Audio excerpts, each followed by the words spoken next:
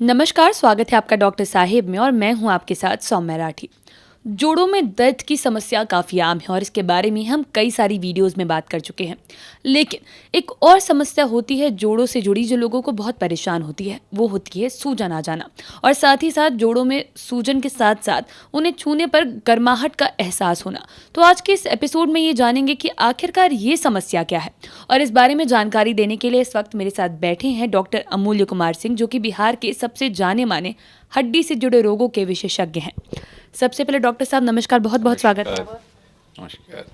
Doctor साहब, जोड़ों में दर्द के बारे में आप हमें कई सारी वीडियोस में बता चुके हैं, लेकिन जोड़ों में सूजन की जो समस्या है वो भी लोगों को काफ़ी दिक्कत देती है। और साथ ही साथ कभी ये भी देखा जाता है कि सूजन को जब आप छुएं तो वहाँ पर गर्माहट का एहसास हो, तो ये किस परिस्थिति में होता है? जोड़ों में जो सूजन होती है वो दो तरह से हो सकती है। इसको पहले में सेप्टिक बोला जाता है, दूसरे में एसेप्टिक। सेप्टिक मींस या तो किसी तरह का इन्फेक्शन है, और एसेप्टिक मींस जिसमें कोई इन्फेक्शन मींस कोई बैक्टीरिया, वायरस, फंगाई का इन्फेक्शन नहीं हुआ, लेकिन उसमें इन्फ्लेमेशन है, उसके कारण सूजन हो रहा है, वो गर्म हो रहा है। सूजन जब होता है, स्वेलिंग होती है, गर्माहट जब होती है, उसको रूबर बोला जाता है। तो रेडनेस पे ध्यान हमें देना है। जो हाथ है उसके उल्टे तरफ से आपको उंगलियों से उसको देखना है कि उसमें अगर त्वचा में कोई डिफरेंस आ रहा है गर्माहट का, तो मान के चलना होगा कि इसमें गर्माहट आ चुकी है। और हम लोगों को यह समझना होगा कि इसका क्या इलाज होगा।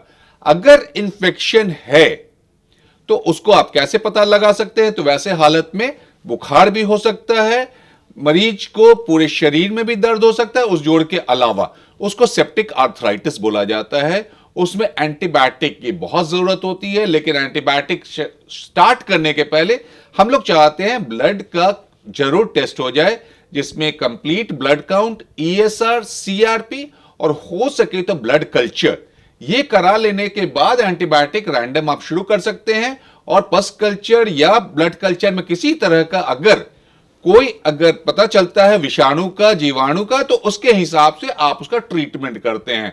लेकिन अगर वो पस बन चुका है तो आपको कहीं ना कहीं से उसको ओपन करके निकालना पड़ेगा, कि पस अगर लगातार रहेगा उस जोड़ में तो उसको पूरी तरह से हड्डियों को डैमेज कर देगा, जोड़ को डैमेज कर देगा।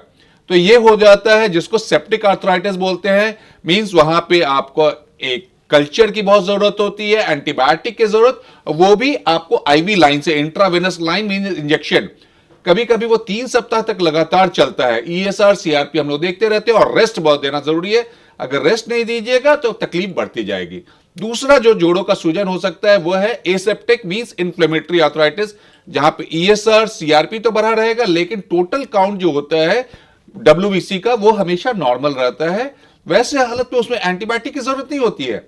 वो रूमेटॉइड आर्थराइटिस के कारण हो सकता है, गाउटी आर्थराइटिस में यूरिक एसिड बढ़ने के कारण हो सकता है।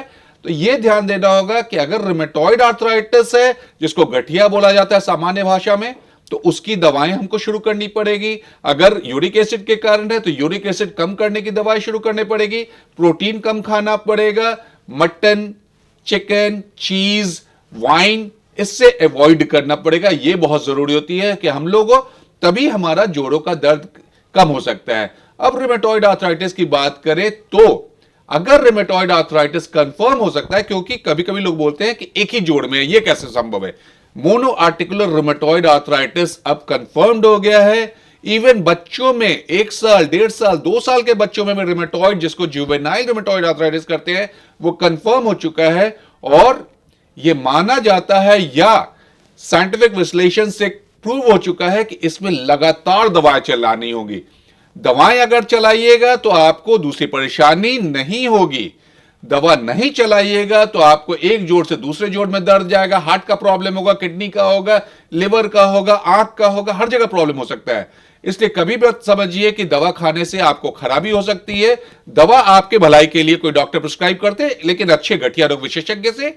तो अगर यूरिक एसिड है तो आपको फिर उसकी दवा चलानी होगी और खान पान में परहेज करना पड़ेगा। उससे आपका सूजन भी कम होगा, दर्द भी कम होगा, और आप सामान्य जीवन व्यतीत कर सकते हैं। जी। उम्मीद करती हूँ डॉक्टर साहब ने जो सारी बातें बताई हैं आपने उन्हें ठीक तरीके से सुना और समझा होगा। इसी के साथ जल्द मुलाकात होगी अगले एपिसोड में। तब तक के लिए अगर वीडियो को फेसबुक पर देख रहे हैं तो पेज को लाइक करें, यूट्यूब पर देख रहे हैं तो चैनल को सब्सक्राइब करें। कमेंट सेक्शन या मेल बॉक्स के माध्यम से आप हमें बता सकते हैं डॉक्टर साहब से आपके और क्या सवाल हैं। धन्यवाद।